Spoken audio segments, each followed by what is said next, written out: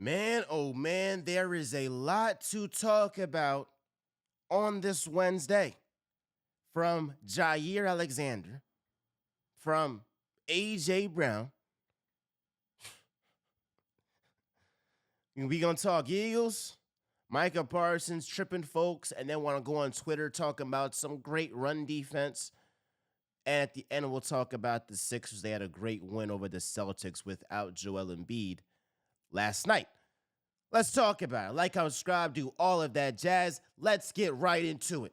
So yesterday evening, Jaire Alexander decided to step away from football activities to get his mind right, to get his knee right. There are two things to address. Jaire the person, Jaire the athlete, the Eagles, and what the hell is going on. Jaire the person, Jaire the athlete, you hope the best for him. You hope that he gets his mental right. You hope that his knee gets right. And maybe one day, if it's not for the Eagles, and selfishly not for any NFC East team, he plays one day. And obviously, he was a great player one day. He has obviously regressed from that. So you have compassion for him. And I didn't do a great job yesterday because I had a tweet that was like, bruh, was he sent from the Ravens to rob the Eagles? And I was joking, but like I could see how that's insensitive. But my first thought was going to the other part. And that was, how the hell did the Eagles trade draft capital for Jaire Alexander and he ain't play a game? We care about Jaire the person. We care about Jaire the athlete. And we hope that he can get himself right mentally and physically. But how the hell did he pass a physical if clearly his knee ain't right? And I thought that he would just be walking into the Eagles as the cornerback too. I thought even if he's not the all-pro, Pro Bowl caliber guy he was in Green Bay, he's better than Keely Ringo, and he is better than Adoree Jackson. I was confident in saying that. And I said, hey, if he doesn't beat those guys out, he's cooked. Might be harsh, but that's the truth. That part is true. So ultimately, it's just sad that it's come to this point. I mean, look, the biggest trade acquisition at the deadline was Jalen Phillips. Carter II, Alexander, they're more lower risk, high reward type of guys. I do think that with Carter II, there's more draft capital, and you want to go out here and definitely what happened right there. You want to go out here and definitely play him for the long term, or at least try that. Jaire is more like, all right, let's see if he has some juice left. He doesn't. All right. But the whole situation nutty. The whole situation nutty. Because you're telling me that Zadarius Smith joins the Eagles, and then after a loss, he's out of there. Jaire Alexander, heading into the Eagles-Packers game, was saying, I feel good. My knee feels good. I'm ready. I got family from Philly. I was born at Thomas Jefferson Hospital. I mean, shoot. Call my name, coach. Call my number, coach. And he doesn't suit up. And then after the game decides to step away from football activities. So you can only go by the evidence and what's been given to you. Clearly, the knee is worse than the Eagles thought. That's a fact. And it's hard for a player that went from being an all-pro guy, one of the best cornerbacks in the league, to then he has a devastating knee injury and isn't the same player. And for a lot of these guys in the NFL, they are the best player in elementary school, middle school, high school, college, obviously, and one of the best players in the NFL. That's what Jaire was. So it's definitely difficult to go from being one of those top premier guys to then going down to, not being one of those top premier guys. So that's the thing there. You feel for Jaire as the person. You feel for him as the athlete. Y'all know at Real Talk, we've always done that. But you're also looking at this and saying, what fishy business is going on? Because how the hell did Jaire pass the physical? Now, all in all, is this a big deal? It's a 6th-round pick. How many times are you going to find a Jason Kelsey or a Jordan Maylard in the 7th round? Normally those picks don't pan out all the way. We know that. But it's the principle. It's the principle. It's not somebody like Zadarius Smith, who you acquired from the street and Cuz came. No, you traded a 6th-round pick for Cuz. You would want that guy to play a snap. At least, right? I'm tripping? That's what that is there. Let's talk about A.J. Brown. A.J. Brown went on Janky Rondo. I know Janky stream, a Rondo stream. And he said, hey, family good. Everything else, I'm struggling, brother. And, if you read the audio, if you play the audio, AJ's joking, but he dead serious. It's one of them Jones is like, bruh, it's a bad John, bruh. And it's it definitely is a bad John, but you try to just laugh in the face of adversity, right? You try to laugh in the midst of BS. And nobody is denying that what is happening between A.J. Brown and the Eagles is weird. Is weird. A.J. Brown has played 8 games this season. The brother has 408 yards. Let's compare that to every other season A.J. Brown has been a Philadelphia Eagle. His first season in 2022, through 8 games, he had 718 yards. Through 8 games in 2023, that was the year he had a $125 in several straight games, breaking Calvin Johnson's record. He had 939 receiving yards in 2023 through 8 games. Through 8 games in 2024, when the Eagles had the most dominant rushing attack in the league, and it was historic. He had 553 yards through 8 games. This makes no sense. Again, last year it made sense because Saquon is going for 200 yards every damn game.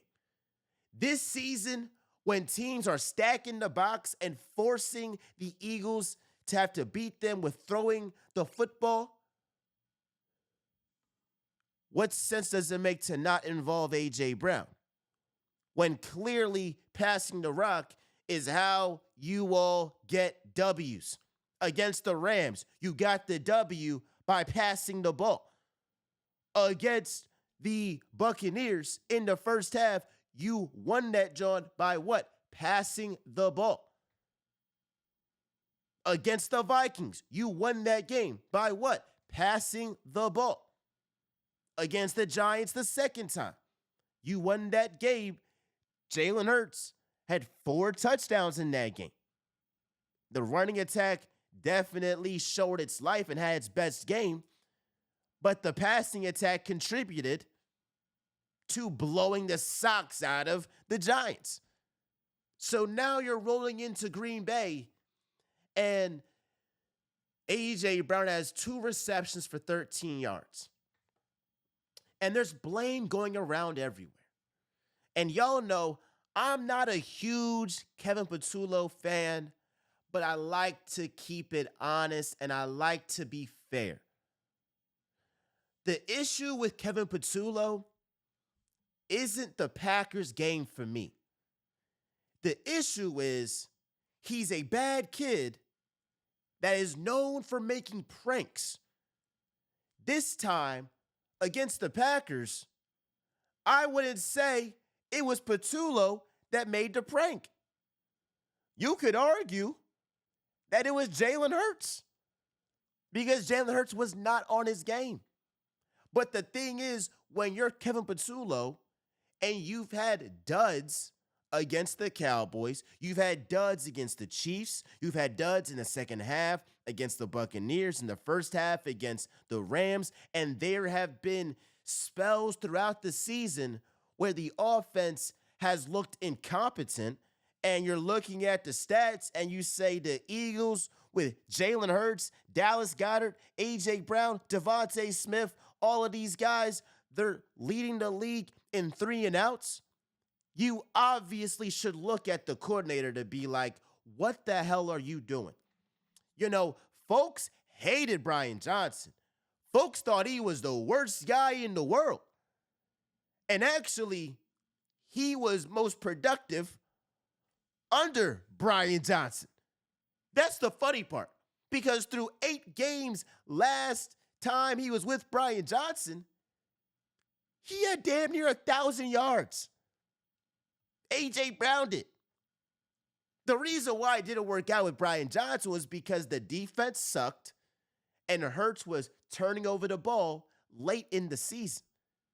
Now, you can nitpick a boneheaded play here and there, but the reason why the Eagles collapsed was because of the defense and was because of turnovers. And so A.J. Brown was actually very productive under Brian Johnson. I would argue that if you gave Brian Johnson, Saquon Barkley, Vic Fangio, and he is getting a draft class that's generational with Cooper DeJean and Quinyon Mitchell, and you follow that up with Jahad Campbell, Andrew Makuba, and you acquire Jalen Phillips, and you got Jalen Carter playing at a top 3 defensive tackle level, and you got Nolan Smith playing at a Pro Bowl level, and you got Jalen Sutton, all these guys playing at a supreme level, that it's going to be much easier. And that you ain't got to be a freaking offensive play calling savant to get production out this group. So Kellen Moore, last season, he had issues with balancing the rushing attack and the passing attack. The issue is that the rushing attack, it was so great that it was like, hey, bruh, hey, let's just ride that. I mean, like, the offensive line was saying to themselves, or saying to Nick Sirianni after the bye week last year, run the damn football. So it made sense last season why A.J. Brown's production might have dropped. Also, the brother was injured. So he still had over 1,000 yards. If he wasn't injured in the beginning of the season, I believe he was on pace to get 1,400 yards. Well, at this point, you have played 9 games this season. AJ has played 8 games this season, and he has 408 yards. That means he's on pace to get less than 900 receiving yards. And I get it, and I have to struggle with this because I am getting tired of this A.J. Brown soap opera. Because one day we win and he gets $120 yards and 2 touchdowns and he's still complaining. And then against the Packers, where he's up against an elite defense and an elite defensive coordinator who gave him problems in the last time they faced each other in the playoffs, now he's saying, I'm struggling, brother. So I think there's a lot of factors into it, but let's get the elephant out the room. What's the elephant in the room, Miles? Clearly, the chemistry on the field for Jalen Hurts and A.J. Brown is off. Jalen Hurts is not looking at A.J. Brown and giving him the same 50-50 opportunities that he's given him in 22, in 23, in 24. And let's talk about that 4th and 6th play call where it was reported that AJ and Hurts went rogue. It was reported that it wasn't the decision of Nick Sirianni and Kevin Patullo to call that deep shot when you only need 6 yards. And they got crucified for that. But they ended up staking up for their players. And Nick Sirianni in 2023 did the same exact thing against the Seahawks. And he stuck up for his players and made himself look like an idiot because AJ and Hurts wanted to go rogue. Now, there's sometimes it works out. Sometimes it works out. I think against the Browns last season, I think they probably went rogue and it worked out. So when it works out, nobody cares. Like if A.J. Brown catches that ball, if Hurts throws a better ball that is closer to the boundary, A.J. Brown catches that, and he very well might have had a touchdown. Now, Hurts did not have a great game. I felt like he had a C to C+ game at best. And I think that was a big reason why A.J. Brown only had 2 receptions in this game. But there's something off with A.J. and Hurts because I don't see lack of chemistry with Devontae and Hurts. I don't see a lack of chemistry with Dallas Goedert and Jalen Hurts. So we got to figure out how this can be resolved. Honestly, I don't know. But I'm not going to act here and say, yeah, their chemistry on the field, it's perfect. It's like how it was in 22, like how it was in 23. Hell, it's like how it was in 24. No, this is terrible. And so I don't even think that it is an offensive coordinator issue because we have seen Hurts in the past give the ball to A.J. Brown when he's not wide open. Like, if you want to criticize Patullo for not scheming A.J. Brown wide open like the Rams do for Puka, like how the Bengals do for Jamar Chase, like how the Seahawks do for JSN, all right. But I am seeing A.J. Brown get one-on-one opportunities, and you could say he's covered, but 9 times out of 10, when A.J. Brown is covered, he's not really covered because he has some of the best late hands in the league.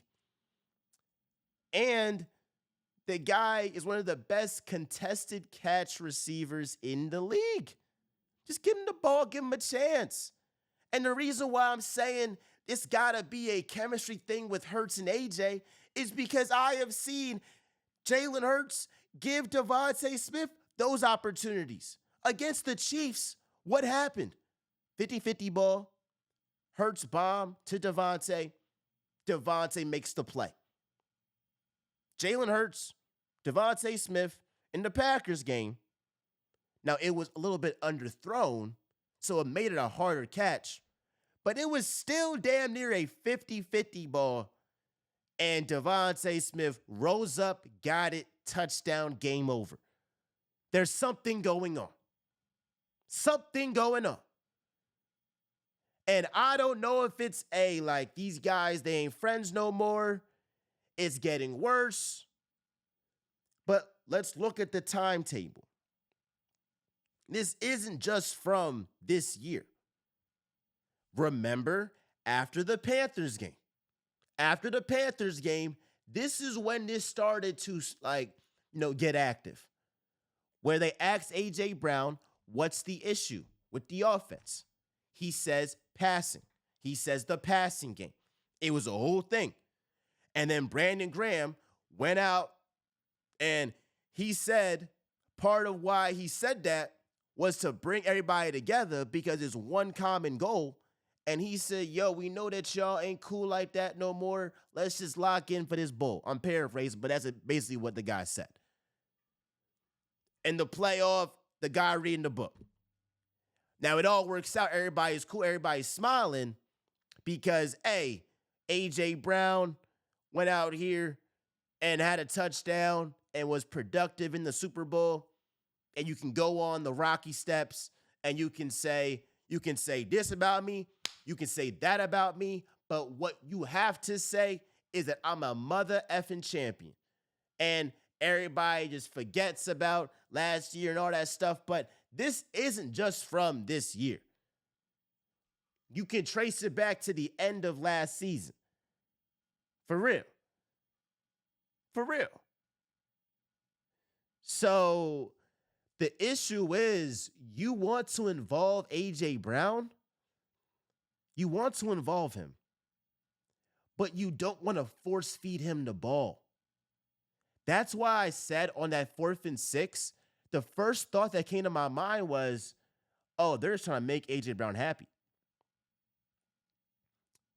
And A.J. and Hurts going rogue, reportedly, supports that claim.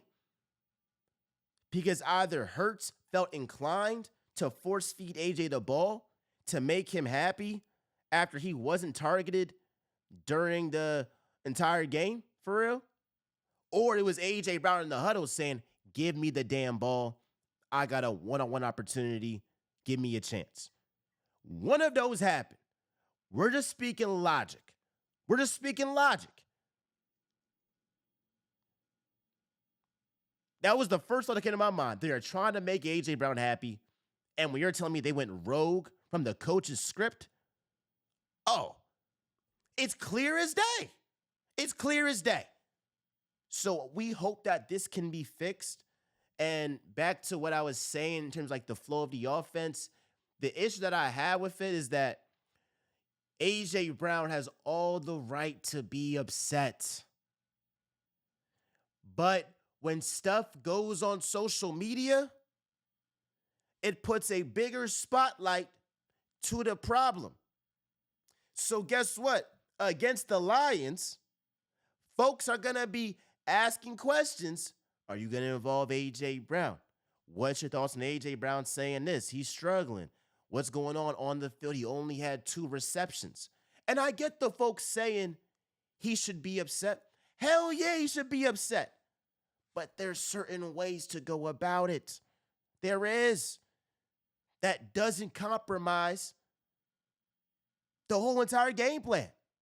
You don't want to create a game plan that's surrounded by one player getting their touches. That's not winning football.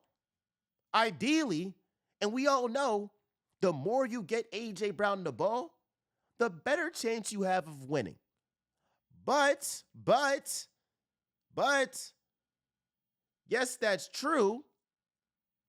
At the same time, it's like if you're force feeding him the ball, you become predictable and it's losing integrity of the offense. It is. But it shouldn't be that difficult. You have a top 5 wide receiver, top 5 talent, get him the damn ball. Get him the damn ball. But it's so much layers to it because it's like the same folks saying force feed A.J. Brown and give him those 50-50 balls were the same ones saying with Jalen Hurts turn over the ball, hey, bro, you got to limit those turnovers. So it's a culmination of a lot of stuff, bro. It's a lot of stuff. Whether it's the Hurts and A.J. dynamic, whether it's A.J. taking his frustration, which is valid, and then saying, hey, like, all right, like, let's go out here and get me the freaking ball on social media, and we know that, hey, that's not the best way to go about it. It's multiple layers to it. Or the fact that if you do force feed him the ball, you're compromising the integrity of your offense. So it's a lot of takes on it. Like, it's tiring. It's annoying. I get annoyed by talking about it, honestly, because yes, it's good for content, but it puts you at a dilemma. It's like, all right, you do know that A.J. Brown not getting the ball is a problem because theoretically, against better offenses, against better quarterbacks than Jordan Love, you're going to need to match their offensive production. That's true. But then it's like in the biggest moments, I've seen AJ and Hurts click and win a damn bowl. And this same situation happened last season. So how much of this is AJ being dramatic,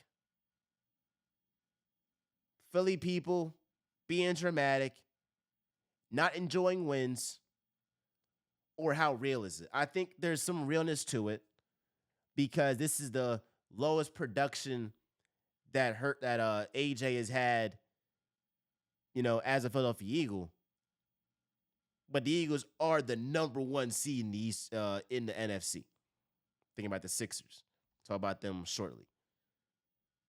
But it's like, we are the number one seed and beat the Buccaneers, beat the Rams, beat the Chiefs, beat the Packers, beat the Vikings. It's a pretty damn good resume right there. Last football topic, Micah Parsons went out here and said some of the most ridiculous stuff you could ever say. He responds to a take. He says, we just held Saquon Barkley to 60 rushing yards, and our only losses have been holding teams to 13 points. Man, sometimes can y'all shut the F up and enjoy great defense? Why do you think teams come into the games that we're going to run the ball on 3rd and long? What effect do you think that is? Please stop giving people's mics or listening to trash. This is why the Cowboys traded Micah Parsons. And Micah Parsons is a great player, but he ain't no leader. He ain't no leader. Because in that tweet, he just sold out his offense. He just sold out his quarterback because he got in his feelings about what somebody said about him. It's all about me, not the team. He puts up the one because he's only worried about himself. And the funniest part is, your dumbass tripped Saquon Barkley. You tripped Saquon Barkley. Saquon Barkley would have went for a huge run, but you had a dirty play by tripping him. You ain't nothing against the run, dog. We will run at you. Run at you. Against the Eagles, you had no sacks. No sacks. Now, you are still a dynamic, great player, and I'm not going to troll and say that you're not a dynamic and great player. But in the biggest moments, does Micah Parsons play at his apex? Hell no. Hell no. And I'm looking at that. Y'all talking about the tush push, this false starts. Tripping a star running back is worse than some false start tush push on 3rd and 1, 4th and 1 that was going to be a freaking converted first down to begin with. But this man tripping players and then want to have the audacity, the gall, to then throw his offense under the bus, throw his quarterback under the bus, and then say we stopped in the run, stopped his narrative. Dog, you tripped my man Saquon. You freaking cornball. Oh, man, oh, my gosh. Mike get me pissed off. That pissed me off. That pissed me off. That pissed me off. That pissed me off. Because I have an issue with selfish players. I got an issue with selfish players, bro. Last topic, let's talk about the Sixers, right? Boom. Joel Embiid is now day-to-day with knee soreness. Everybody and their mama saw this coming. They did. It's my hope that can Paul George come back? Can Paul George come back? Because if PG-13 comes back, I feel a lot better about the Sixers without Joel Embiid. I think Justin Edwards had the best game of his career in the NBA. He was unconscious. He was unconscious. Now, if he can keep up that play, that's a pretty good death piece behind Kelly Oubre. But you need Paul George. The Sixers need Paul George.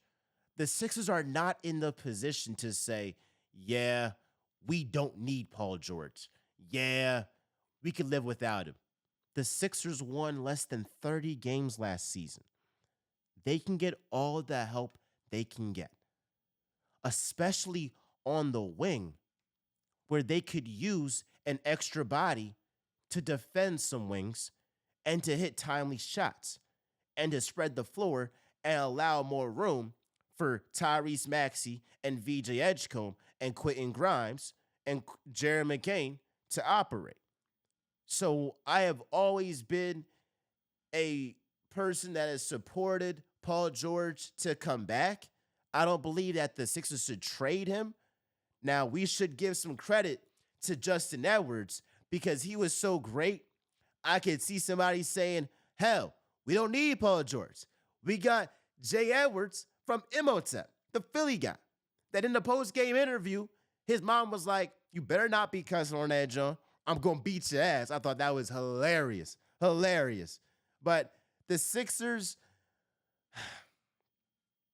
they obviously aren't going to accomplish anything if Joel Embiid is injured or whatever the case may be. And again, for the folks that was saying, I don't trust Embiid, I get it.